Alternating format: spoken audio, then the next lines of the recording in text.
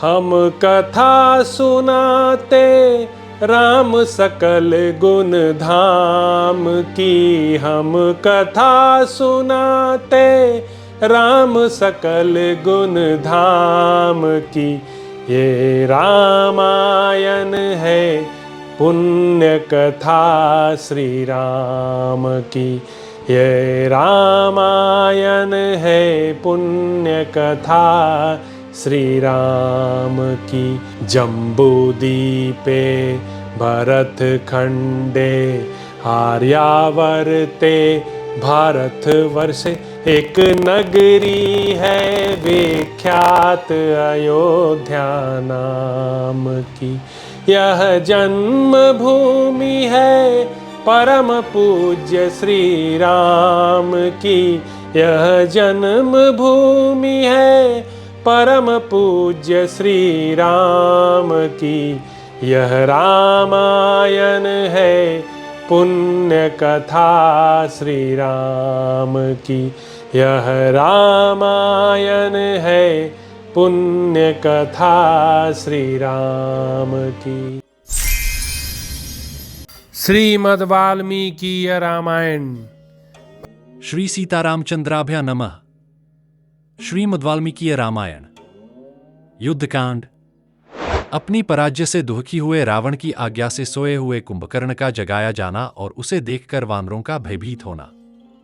भगवान श्रीराम के बाणों और भय से पीड़ित हो राक्षसराज रावण जब लंकापुरी में पहुंचा तब उसका अभिमान चूर चूर हो गया था। उसकी सारी इंद्रियां व्यथा से व्याकुल थीं। जैसे सिंह गजराज को और गरुड़ विशाल नाग को पीड़ित एवं पराजित कर देता है, उसी प्रकार महात्मा रघुनाथ जी ने राजा रावण को अभिभूत कर दिया था। भगवान श्रीराम के बाण ब्रह्मदंड के प्रतीक जान पड़ते थे। उनकी दीप्ति चपला के समान चंचल थी। उन्हें याद करके राक्षसराज रावण के मन में बड़ी व्यथा हुई। सोने के बने हुए दिव्य एवं श्रेष्ठ सिंहासन पर बैठकर राक्षसों की ओर देखता हुआ रावण उस समय इस प्रकार कहने लगा। मैंने जो बहुत बड़ी तपस्या की थी वह सब अवश्य ही व्यर्थ हो गई, क्योंकि आज महेंद्र तुल्य पराक्रमी मुझ रावण को एक मनुष्य ने परास्त कर दिया। ब्रह्मा जी ने मुझसे कहा था कि तुम्हें मनुष्यों से भय प्राप्त होगा। इस बात को अच्छी तरह जान लो। उनका कहा हुआ यह घोर वचन इस समय सफल होकर मेरे समक्ष उपस्थित हुआ है। मैंने तो देवता, दानव, गंधर्व, यक्ष, राक्षस और सर्पों से ही अवध्य होने का वर मांगा था, मनुष्यों से अभय होने की वर याचना नहीं की थी। पूर्व काल में इक्ष्वाकुवंशी राजा अनरण्य ने मुझे शाप देते हुए कहा था कि राक्षसाधम, कुलांगार, दुर्मते, मेरे ही वंश में एक ऐसा श्रेष्ठ पुरुष उत्पन्न होगा जो तुझे पुत्र, मंत्री, सेना, अश्व और सारथी के सहित सम्रांगण में मार डालेगा। मालूम होता है कि अनरण्य ने जिसकी ओर संकेत किया था, यह दशरथ कुमार राम वही मनुष्य है। इसके सिवा पूर्व काल में मुझे वेदवती ने भी शाप दिया था, क्योंकि मैंने उसके साथ बलात्कार किया था। जान पड़ता है वही यह महाभागा जनक नंदिनी सीता होकर प्रकट हुई है। इसी तरह उमा, नंदीश्वर, रंभा और वरुण कन्या ने भी जैसा जैसा कहा था वैसा ही परिणाम मुझे प्राप्त हुआ है। सच है, ऋषियों की बात कभी झूठी नहीं होती। ये शाप ही मुझ पर भय अथवा संकट लाने में कारण हुए हैं।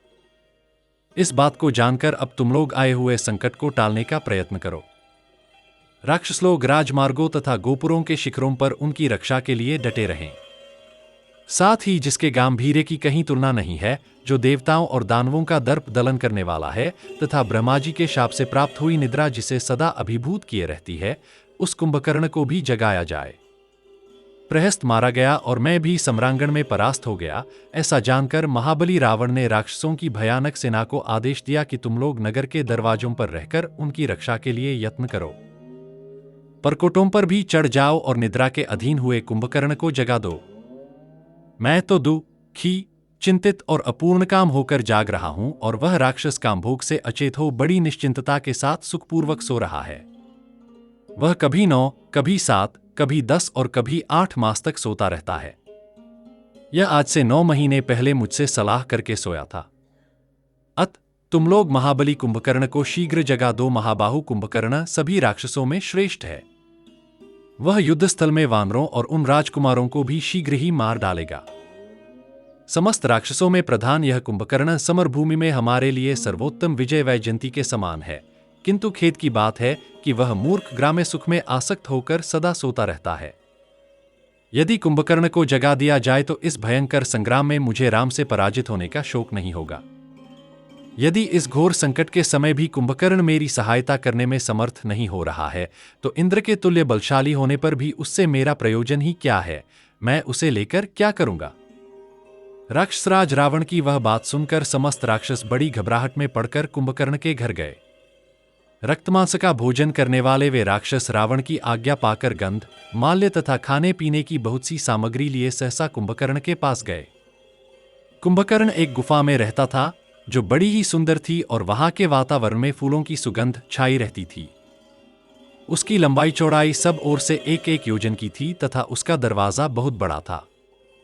उसमें प्रवेश करते ही वे महाबली राक्षस कुंभकर्ण की सांस के वेग से सहसा पीछे को ठेल दिए गए। फिर बड़ी कठिना इसे पैर जमाते हुए वे पूरा प्रयत्न करके उस गुफा के भीतर घुसे। उस गुफा की फर्श में रत्न और सुवर्ण जड़े गए थे, जिससे उसकी रमणीयता बहुत बढ़ गई थी। उसके भीतर प्रवेश करके उन श्रेष्ठ राक्षसों ने देखा, भयानक पराक्रमी कुंभकर्ण सो रहा है। महानिद्रा में निमग्न हुआ कुंभकर्ण बिखरे हुए पर्वत के समान विकृतावस्था में सोकर खटी ले रहा था। अत वे सब राक्षस एकत्र हो उसे जगाने की चेष्टा करने लगे। उसका सारा शरीर ऊपर उठी हुई रोमावलियों से भरा था। वह सर्प के समान सांस लेता और अपने निःश्वासों से लोगों को चक्कर में डाल देता था। वहां सोया हुआ वह राक्षस भयानक बल विक्रम से संपन्न था। उसकी नासिका के दोनों छिद्र बड़े भयंकर थे। मुंह पाताल के समान विशाल था। उसने अपना सारा शरीर शैया पर डाल रखा था और उसकी देह से रक्त और चर्बी की सी गंध प्रकट होती थी। उसकी भुजाओं में बाजूबंद शोभा पाते थे। मस्तक पर तेजस्वी किरीट धारण करने के कारण यह सूर्यदेव के समान प्रभापुंज से प्रकाशित हो रहा था। इस रूप में निशाचर श्रेष्ठ शत्रुघ्न कुंभकर्ण को उन राक्षसों ने देखा।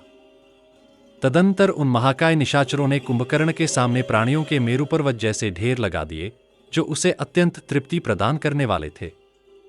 उन श्रेष्ठ राक्षसों ने वहां मृगों, भैंसों और सुअरों के समूह खड़े कर दिए तथा अन्न की भी अद्भुत राशि एकत्र कर दी। इतना ही नहीं, उन देवद्रोहियों ने कुंभकर्ण के आगे रक्त से भरे हुए बहुतेरे घड़े और नाना प्रकार के मांस भी रख दिए। तत्पश्चात उन्होंने शत्रुसंतापी कुंभकर्ण के शरीर में बहुमूल्य चंदन का लेप किया। दिव्य सुगंधित पुष्प और चंदन सुधाए धूपों की सुगंध फैलाई। उस शत्रुघ्न वीर की स्तुति की तथा जहां तहां खड़े हुए राक्षस मेघों के समान गंभीर ध्वनि से गर्जना करने लगे।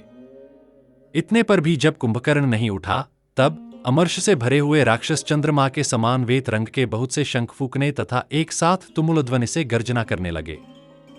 वे निशाचर सिंहनाद करने, ताल ठोंकने और कुंभकर्ण के विभिन्न अंगों को झकझोरने लगे। उन्होंने कुंभकर्ण को जगाने के लिए बड़े जोर जोर से गंभीर ध्वनि की। शंख, भेरी और पणव बजने लगे। ताल ठोंकने, गर्जने और सिंहनाद का शब्द सब ओर गूंज उठा। वह तुमुल नाद सुनकर पक्षी समस्त दिशाओं की ओर भागने और आकाश में उड़ने लगे। उड़ते उड़ते वे सहसा पृथ्वी पर गिर पड़ते थे। जब उस महान कोलाहल से भी सोया हुआ विशालकाय कुंभकर्ण नहीं जग सका, तब उन समस्त राक्षसों ने अपने हाथों में भुशुंडी, मूसल और गदाएं ले ली। कुंभकर्ण भूतल पर ही सुख से सो रहा था। उसी अवस्था में उन प्रचंड राक्षसों ने उस समय उसकी छाती पर पर्वत शिखरों, मूसलों, गदाओं, मुदगरों और मुक्कों से मारना आरंभ किया।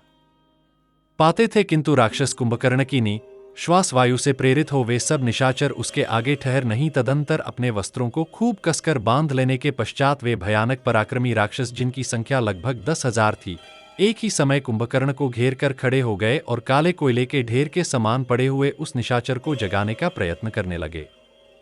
उन सबने एक साथ मृदंग, पणव, भेरी, शंख और कुंभ, धांसे बजाने आरंभ किए। इस तरह वे राक्षस बाजे बजाते और गरजते रहे तो भी कुंभकर्ण की निद्रा नहीं टूटी। जब वे उसे किसी तरह जगा न सके, तब उन्होंने पहले से भी भारी प्रयत्न आरंभ किया। वे घोड़ों, ऊंटों, गधों और हाथियों को डंडों, कोड़ों तथा अंकुशों से मार मार कर उसके ऊपर ठेलने लगे। सारी शक्ति लगाकर भेरी, मृदंग और शंख बजाने लगे तथा पूरा बल लगाकर उठाए गए बड़े बड़े काष्ठों के समूहों, मुद्ररों और मूसलों से भी उसके अंगों पर प्रहार करने लगे। उस महान कोलाहल से पर्वतों और वनों सहित सारी लंका गूंज उठी, परंतु कुंभकर्ण नहीं जागा, नहीं जागा। तदंतर सब और सहस्रों धौंसे एक साथ बजाए जाने लगे। वे सबके सब लगातार बजते रहे। उन्हें बजाने के लिए जो डंडे थे वे सुंदर सुवर्ण के बने हुए थे। इतने पर भी शाप के अधीन हुआ वह अतिशय निद्रालु निशाचर नहीं जागा। इससे वहां आए हुए सब राक्षसों को बड़ा क्रोध हुआ।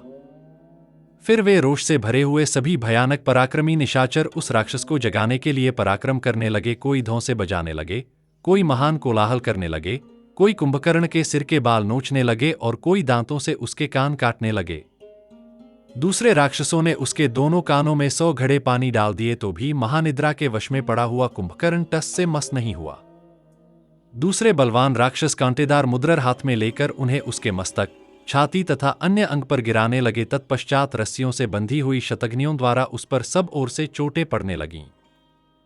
फिर भी उस महाकाय राक्षस की नींद नहीं टूटी। इसके बाद उसके शरीर पर हजारों हाथी दौड़ाए गए। तब उसे कुछ स्पर्श मालूम हुआ और वह जाग उठा। यद्यपि उसके ऊपर पर्वत शिखर और वृक्ष गिराए जाते थे, तथापि उसने उन भारी प्रहारों को कुछ भी नहीं गिना।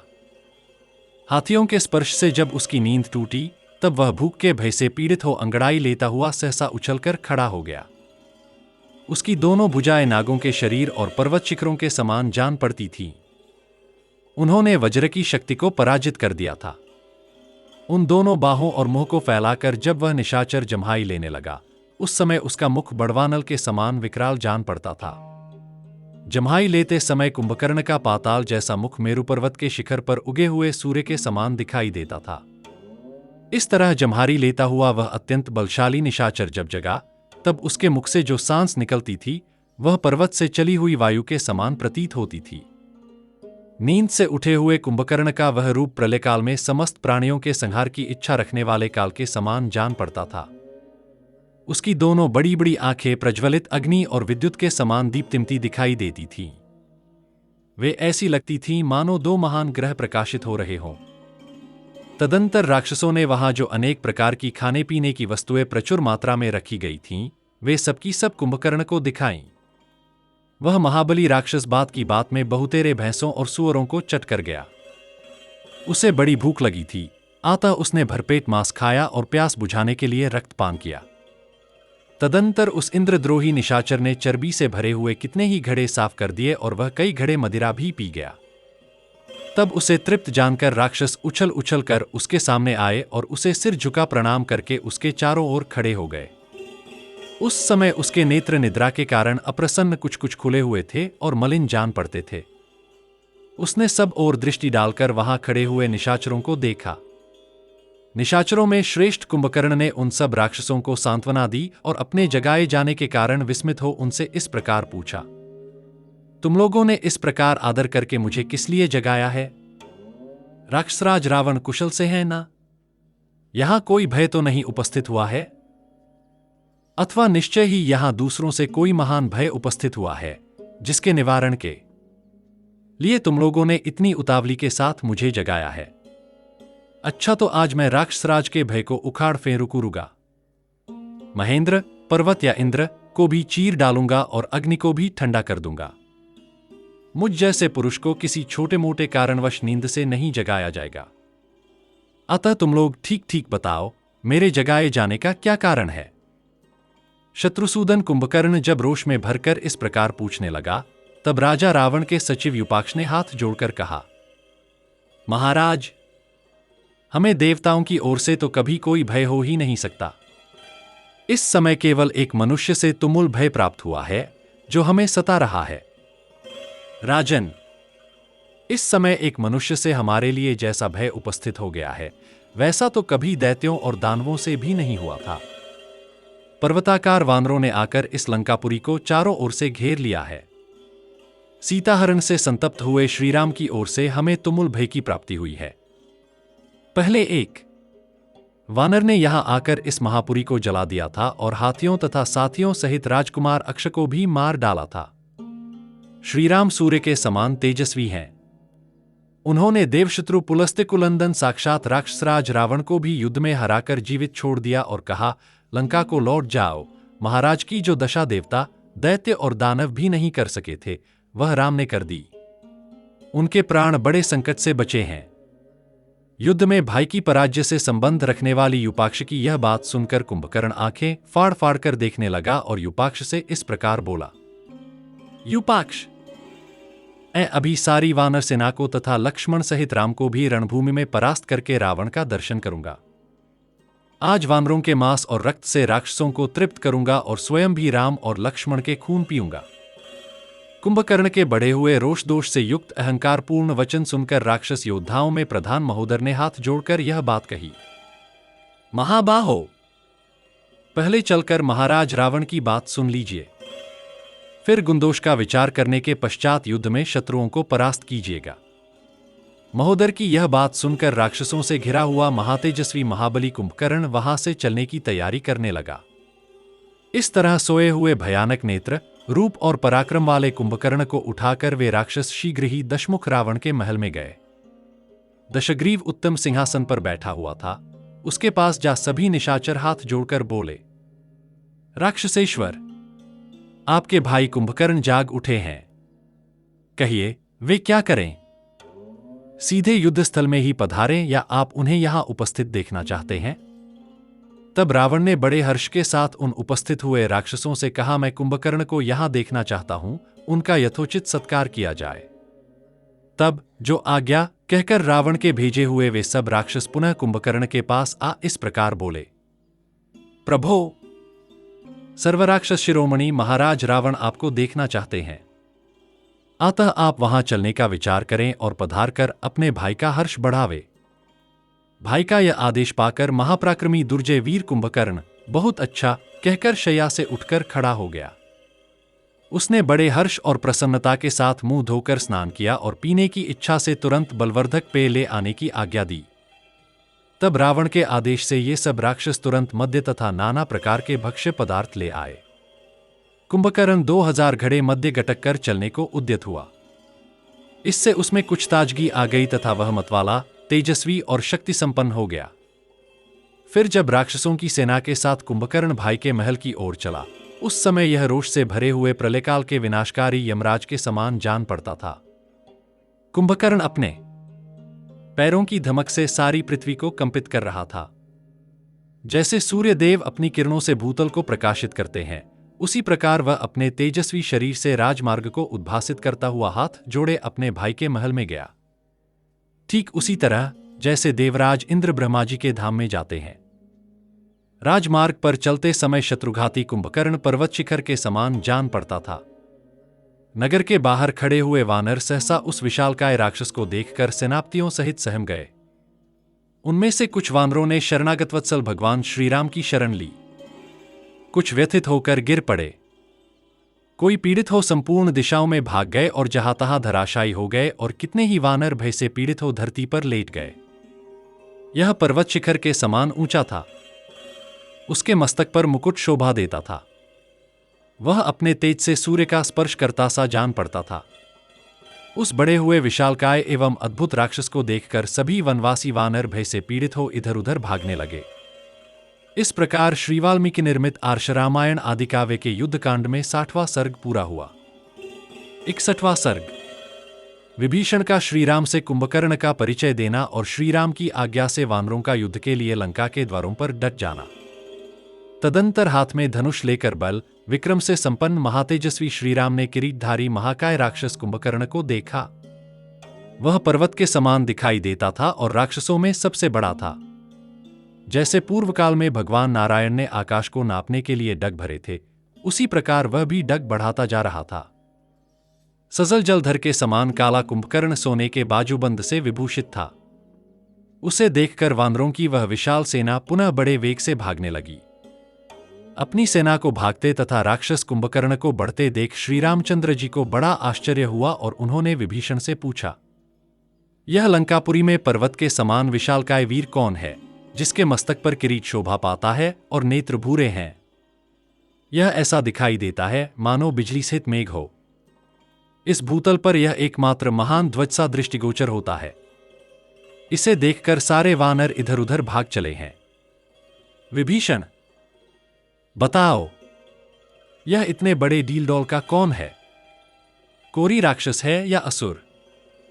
मैंने ऐसे प्राणी को पहले कभी नहीं देखा।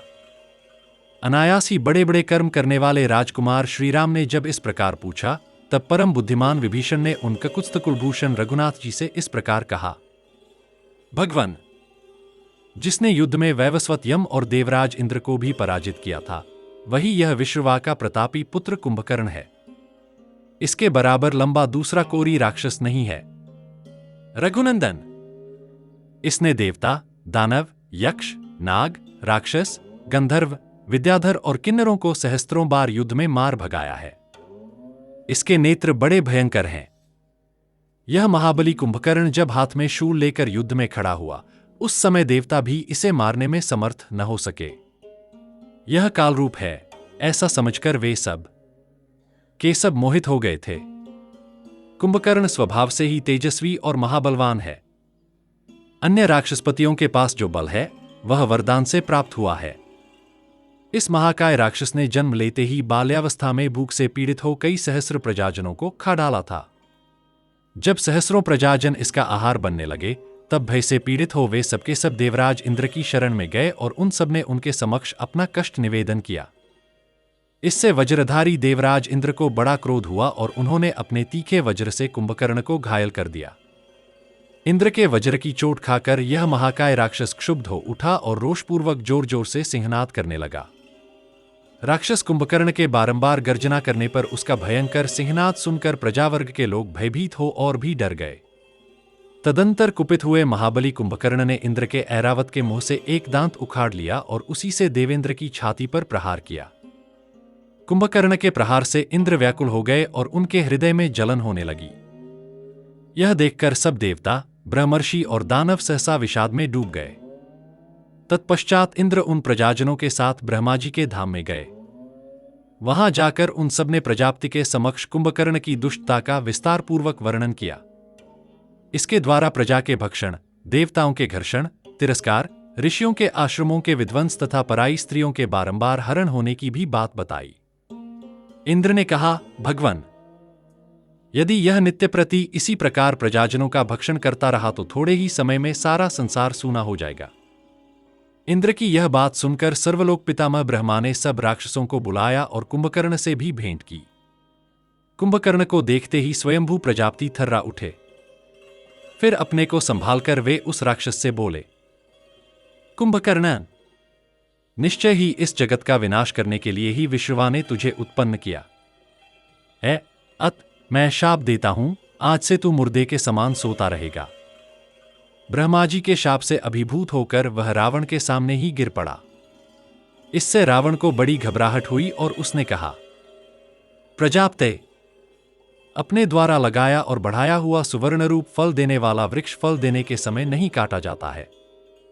यह आपका नाती है, इसे इस प्रकार शाप देना कदापि उचित नहीं है। आपकी बात कभी झूठी नहीं होती, इसलिए अब इसे सोना ही पड़ेगा, इसमें संशय नहीं है, परंतु आप इसके सोने और जागने का कोई समय नियत कर दें। रावण का यह कथन सुनकर स्वयंभू ब्रह्मा ने कहा, यह 6 मास तक सोता रहेगा और एक दिन जगेगा। उस एक दिन ही यह वीर भूखा होकर पृथ्वी पर विचरेगा और प्रज्वलित अग्नि के समान मुंह फैलाकर बहुत से लोगों को खा जाएगा। महाराज, इस समय आपत्ति में पड़कर और आपके पराक्रम से भयभीत होकर राजा रावण ने कुंभकर्ण को जगाया है। यह भयानक पराक्रमी वीर अपने शिविर से निकला है और अत्यंत कुपित हो वानरों को खा जाने के लिए सब ओर दौड़ रहा है। जब कुंभकर्ण को देखकर ही आज सारे वानर भाग चले, तब रणभूमि में कुपित हुए इस वीर को ये आगे बढ़ने से कैसे रोक सकेंगे। सब वानरों से यह कह दिया जाए कि यह कोई व्यक्ति नहीं, काया द्वारा निर्मित ऊंचा यंत्र मात्र है। ऐसा जानकर वानर निर्भय हो जाएंगे। विभीषण के सुंदर मुख से निकली हुई यह युक्तियुक्त बात सुनकर श्री रघुनाथ जी ने सेनापति नील से कहा, अग्निनंदन, जाओ, समस्त सेनाओं की मोर्चेबंदी करके युद्ध के लिए तैयार रहो और लंका के द्वारों तथा राजमार्गों पर अधिकार जमाकर वहीं डटे रहो। पर्वतों के शिखर, वृक्ष और शिलाएं एकत्र कर लो तथा तुम और सब वानर अस्त्र शस्त्र एवं पत्थर लिए तैयार रहो। श्री रघुनाथ जी की यह आज्ञा पाकर वानर सेनापति कपिश्रेष्ठ नील ने वानर सैनिकों को यथोचित कार्य के लिए आदेश दिया। तदंतर गवाक्ष, शरभ, हनुमान और अंगद आदि पर्वताकार वानर पर्वत शिखर लिए लंका के द्वार पर डट गए।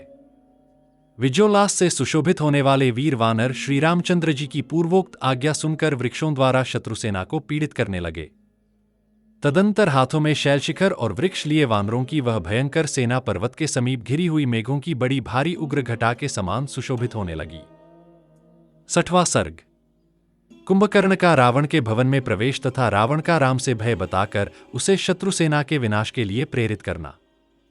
महापराक्रमी राक्षस शिरोमणि कुंभकर्ण निद्रा और मत से व्याकुल हो अलसाया हुआ सा शोभाशाली राजमार्ग से जा रहा था। वह परम दुर्जय वीर हजारों राक्षसों से घिरा हुआ यात्रा कर रहा था। सड़क के किनारे पर जो मकान थे उनमें से उसके ऊपर फूल बरसाए जा रहे थे। उसने राक्षसराज रावण के रमणीय एवं विशाल भवन का दर्शन किया, जो सोने की जाली से आच्छादित होने के कारण सूर्यदेव के समान दीप्तिमान दिखाई देता था। जैसे सूर्य मेघों की घटा में छिप जाए, उसी प्रकार कुंभकर्ण ने राक्षसराज के महल में प्रवेश किया और राज सिंहासन पर बैठे हुए अपने भाई को दूर से ही देखा, मानो देवराज इंद्र ने दिव्य कमलासन पर विराजमान स्वयंभू ब्रह्मा का दर्शन किया हो। राक्षसों सहित कुंभकर्ण अपने भाई के भवन में जाते समय जब जब एक एक पैर आगे बढ़ाता था, तब तब पृथ्वी कांप उठती थी। भाई के भवन में जाकर जब वह भीतर की कक्षा में प्रविष्ट हुआ, तब उसने अपने बड़े भाई को उद्विग्न अवस्था में पुष्पक विमान पर विराजमान देखा। कुंभकर्ण को उपस्थित देख दशमुख रावण तुरंत उठकर खड़ा हो गया और बड़े हर्ष के साथ उसे अपने समीप बुला लिया। महाबली कुंभकर्ण ने सिंहासन पर बैठे हुए अपने भाई के चरणों में प्रणाम किया और पूछा, कौन सा कार्य आ पड़ा है? रावण ने उछलकर बड़ी प्रसन्नता के साथ कुंभकर्ण को हृदय से लगा लिया। भाई रावण ने उसका आलिंगन करके यथावत रूप से अभिनंदन किया। इसके बाद कुंभकर्ण सुंदर दिव्य सिंहासन पर बैठा। उस आसन पर बैठकर महाबली कुंभकर्ण ने क्रोध से लाल आंखें किए रावण से पूछा, राजन, किस लिए तुमने बड़े आदर के साथ मुझे जगाया है? बताओ, यहां तुम्हें किससे भय प्राप्त हुआ है, अथवा कौन परलोक का पथिक होने वाला है? तब रावण अपने पास बैठे हुए कुपित भारी कुंभकर्ण से रोष से चंचल आंखें किए बोला, महाबली वीर, तुम्हारे सोए सोए दीर्घकाल व्यतीत हो गया। तुम गाढ़ निद्रा में निमग्न होने के कारण नहीं जानते कि मुझे राम से भय प्राप्त हुआ है। ये दशरथ कुमार बलवान श्रीमान राम सुग्रीव के साथ समुद्र लांघकर यहां आए हैं और हमारे कुल का विनाश कर रहे हैं। हाय, देखो तो सही, समुद्र में पुल बांधकर सुखपूर्वक यहां आए हुए वानरों ने लंका के समस्त वनों और उपवनों को एकार्णवमय बना दिया है। यहां वानर रूपी जल का समुद्र सा लहरा रहा है। हमारे जो मुख्य मुख्य राक्षस वीर थे, उन्हें वानरों ने युद्ध में मार डाला, किंतु रणभूमि में वानरों का सहार होता मुझे किसी तरह नहीं दिखाई देता। युद्ध में कभी कोरी वानर पहले जीते नहीं गए हैं। महाबली वीर, इस समय हमारे ऊपर यही भय उपस्थित हुआ है। तुम इससे हमारी रक्षा करो और आज इन वानरों को नष्ट कर दो। इसीलिए हमने तुम्हें जगाया है। हमारा सारा खजाना खाली हो गया है, अतः मुझ पर अनुग्रह करके तुम इस लंकापुरी की रक्षा करो। अब यहां केवल बालक और वृद्ध ही शेष रह गए हैं। महाबाहो, तुम अपने इस भाई के लिए अत्यंत दुष्कर पराक्रम करो। परंतप आज से पहले कभी किसी भाई से मैंने ऐसी अनुनय विनय नहीं की थी। तुम्हारे ऊपर मेरा बड़ा स्नेह है और मुझे तुमसे बड़ी आशा है। राक्षस शिरोमणे, तुमने देवासुर संग्राम के अवसरों पर अनेक बार प्रतिद्वंद्वी का स्थान लेकर रणभूमि में देवताओं और असुरों को भी परास्त किया है। अत भयंकर पराक्रमी वीर, तुम ही यह सारा पराक्रमपूर्ण कार्य संपन्न करो, क्योंकि समस्त प्राणियों में तुम्हारे समान बलवान मुझे दूसरा कोई नहीं दिखाई देता है। तुम युद्ध प्रेमी तो हो ही, अपने बंधु बांधवों से भी बड़ा प्रेम रखते हो। इस समय तुम मेरा यही प्रिय और उत्तम हित करो।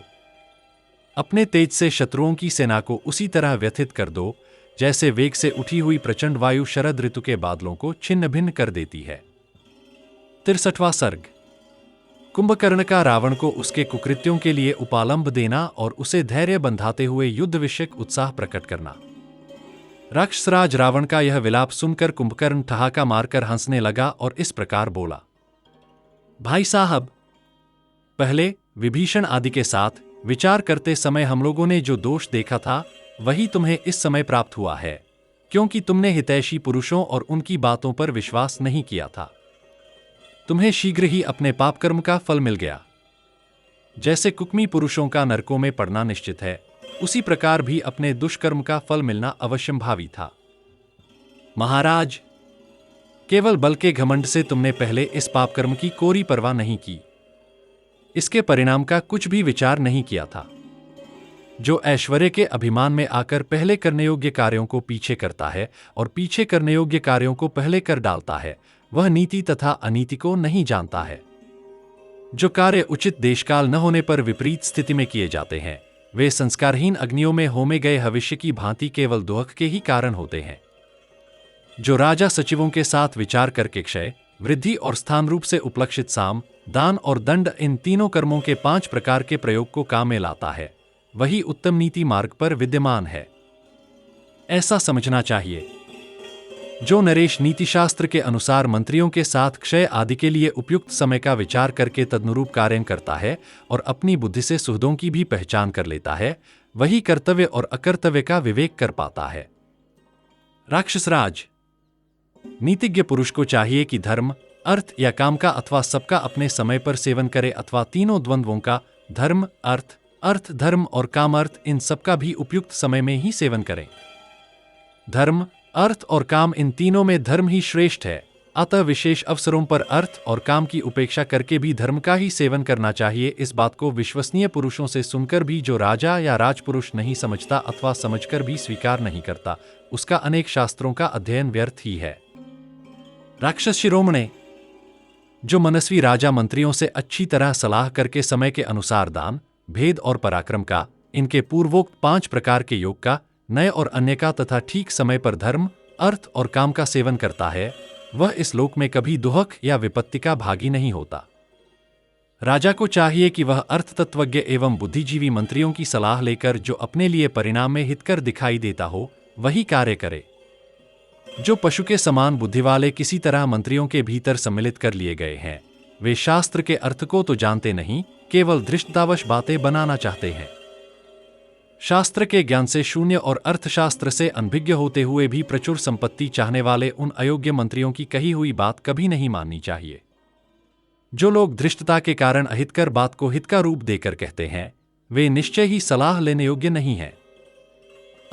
उन्हें इस कार्य से अलग कर देना चाहिए। वे तो काम बिगाड़ने वाले ही होते हैं। कुछ बुरे मंत्री साम आदि उपायों के ज्ञाता शत्रुओं के साथ मिल जाते हैं और अपने स्वामी का विनाश करने के लिए ही उससे विपरीत कर्म करवाते हैं। जब किसी वस्तु या कार्य के निश्चय के लिए मंत्रियों की सलाह ली जा रही हो, उस समय राजा व्यवहार के द्वारा ही उन मंत्रियों को पहचानने का प्रयत्न करे जो घूस आदि लेकर शत्रुओं से मिल गए हैं और अपने मित्र से बने रहकर वास्तव में शत्रु का काम करते हैं। जो राजा चंचल है, आपातर्मणीय वचनों को सुनकर ही संतुष्ट हो जाता है और सहसा बिना सोचे विचारे ही किसी भी कार्य की ओर दौड़ पड़ता है, उसके इस छिद्र दुर्बलता को शत्रु लोग उसी तरह ताड़ जाते हैं जैसे क्रौंच पर्वत के छेद को पक्षी क्रौंच पर्वत के छेद से होकर पक्षी जैसे पर्वत के उस पार आते जाते हैं, उसी तरह शत्रु भी राजा के उस छिद्र या कमजोरी से लाभ उठाते हैं। जो राजा शत्रु की अवहेलना करके अपनी रक्षा का प्रबंध नहीं करता है, वह अनेक अंत का भागी होता और अपने स्थान राज्य से नीचे उतार दिया जाता है। तुम्हारी प्रिय पत्नी मंदोदरी और मेरे छोटे भाई विभीषण ने पहले तुमसे जो कुछ कहा था, वही हमारे लिए हितकर था। यूं तुम्हारी जैसी इच्छा हो वैसा करो। कुंभकर्ण की यह बात सुनकर दशमुख रावण ने भौहें टेढ़ी कर लीं और कुपित होकर उससे कहा, तुम माननीय गुरु और आचार्य की भांति मुझे उपदेश क्यों दे रहे हो? इस तरह भाषण देने का परिश्रम करने से क्या लाभ होगा? इस समय जो उचित और आवश्यक हो वह काम करो। मैंने भ्रम से, चित्त के मोह से अथवा अपने बल पराक्रम के भरोसे पहले जो तुम लोगों की बात नहीं मानी थी, उसकी इस समय पुनः चर्चा करना व्यर्थ है। जो बात बीत गई सो तो बीत ही गई।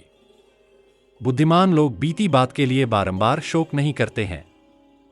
अब इस समय हमें क्या करना चाहिए, इसका विचार करो। अपने पराक्रम से मेरे अनीतिजनित दुख को शांत कर दो। यदि मुझ पर तुम्हारा स्नेह है, यदि अपने भीतर यथेष्ट पराक्रम समझते हो और यदि मेरे इस कार्य को परम कर्तव्य समझकर हृदय में स्थान देते हो तो युद्ध करो। वही सुहृद है जो सारा कार्य नष्ट हो जाने से दुखी हुए स्वजन पर अकारण अनुग्रह करता है, तथा वही बंधु है जो अनीति के मार्ग पर चलने से संकट में पड़े हुए पुरुषों की सहायता करता है। रावण को इस प्रकार धीर एवं दारुण वचन बोलते देख उसे रुष्ट समझकर कुंभकर्ण धीरे धीरे मधुर वाणी में कुछ कहने को उद्यत हुआ। उसने देखा मेरे भाई की सारी इंद्रियां अत्यंत विक्षुब्ध हो उठी हैं। अतः कुंभकर्ण ने धीरे धीरे उसे सांत्वना देते हुए कहा, शत्रुघ्न महाराज, सावधान होकर मेरी बात सुनो। राक्षसराज, संताप करना व्यर्थ है। अब तुम्हें रोष त्याग कर स्वस्थ हो जाना चाहिए। पृथ्वीनाथ, मेरे जीते जी तुम्हें मन में ऐसा भाव नहीं लाना चाहिए। तुम्हें जिसके कारण संतप्त होना पड़ रहा है उसे मैं नष्ट कर दूंगा। महाराज, अवश्य ही सब अवस्थाओं में मुझे तुम्हारे हित की बात कहनी चाहिए। मैंने बंधुभाव और भ्रातृस्नेह के कारण ही ये बातें कही हैं। इस समय एक भाई को स्नेहवश जो कुछ करना उचित है वही करूंगा। अब रणभूमि में मेरे द्वारा किया जाने वाला शत्रुओं का सहार देखो। महाबाहो, आज युद्ध के मुहाने पर मेरे द्वारा भाई सहित राम के मारे जाने के पश्चात तुम देखोगे कि वानरों की सेना किस तरह भागी जा रही है। महाबाहो, आज मैं संग्राम भूमि में राम का सिर काट लाऊंगा। उसे देखकर तुम सुखी होना और सीता दुख में डूब जाएगी। लंका में जिन राक्षसों के सगे संबंधी मारे गए हैं वे भी आज राम की उनके लिए बहुत ही प्रिय बात होगी। मृत्यु देख लें। यह अपने भाई बंधुओं के मारे जाने से जो लोग अत्यंत शोक में डूबे हुए हैं, आज युद्ध में शत्रु का नाश करके मैं उनके आंसू पोंछूंगा। आज पर्वत के समान विशालकाय वानरराज सुग्रीव को सम्रांगण में खून से लथपथ होकर गिरे हुए देखोगे, जो सूर्य स्थित मेघ के समान दृष्टिगोचर होंगे। निष्पाप निशाचर राज, ये राक्षस तथा मैं सब लोग दशरथ पुत्र राम को मार डालने की इच्छा रखते हैं और तुम्हें इस बात के लिए आश्वासन देते हैं, तो भी तुम सदा व्यथित क्यों रहते हो? राक्षसराज, पहले मेरा वध करके ही राम तुम्हें मार सकेंगे, किंतु मैं अपने विषय में राम से संताप या भय नहीं मानता। शत्रुओं को संताप देने वाले अनुपम पराक्रमी वीर, इस समय तुम इच्छानुसार मुझे युद्ध के लिए आदेश दो। शत्रुओं से जूझने के लिए तुम्हें दूसरे किसी की ओर देखने की आवश्यकता नहीं है। तुम्हारे महाबली शत्रु यदि इंद्र, यम, अग्नि, वायु, कुबेर और वरुण भी हों तो मैं उनसे भी युद्ध करूंगा तथा उन सबको उखाड़ फेंकूंगा। मेरा पर्वत के समान विशाल शरीर है। मैं हाथ में तीखा त्रिशूल धारण करता हूं और मेरी दादें भी बहुत तीखी हैं। मेरे सिंहनाद करने पर इंद्र भी भय से थर्रा उठेंगे। अथवा यदि मैं शस्त्र त्याग करके भी वेगपूर्वक शत्रुओं को रौंदता हुआ रणभूमि में विचरने यूं तो कोई भी जीवित रहने की इच्छा वाला पुरुष मेरे सामने नहीं ठहर सकता। मैं न तो शक्ति से, न गदा से, न तलवार से और न पैने बाणों से ही काम लूंगा। रोष से भरकर केवल दोनों हाथों से ही वज्रधारी इंद्र जैसे शत्रु को भी मौत के घाट उतार दूंगा।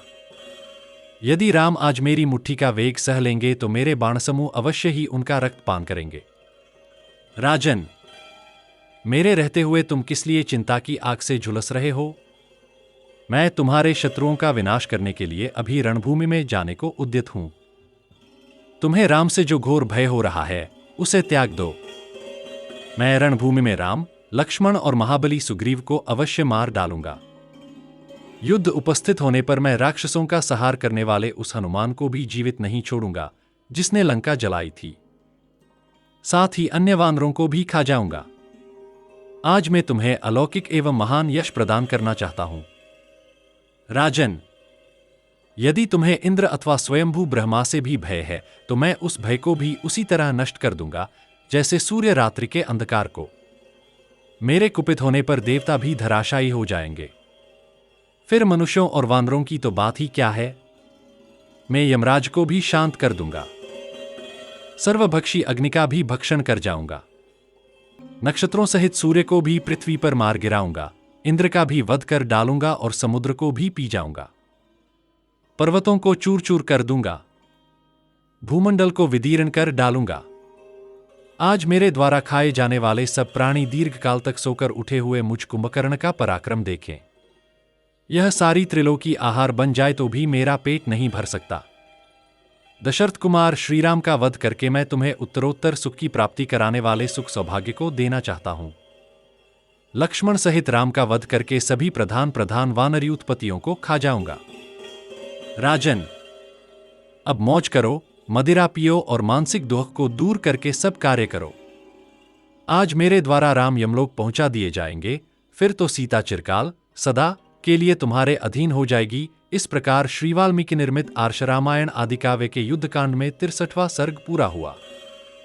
हम कथा सुनाते राम सकल गुण धाम की, हम कथा सुनाते राम सकल गुण धाम की।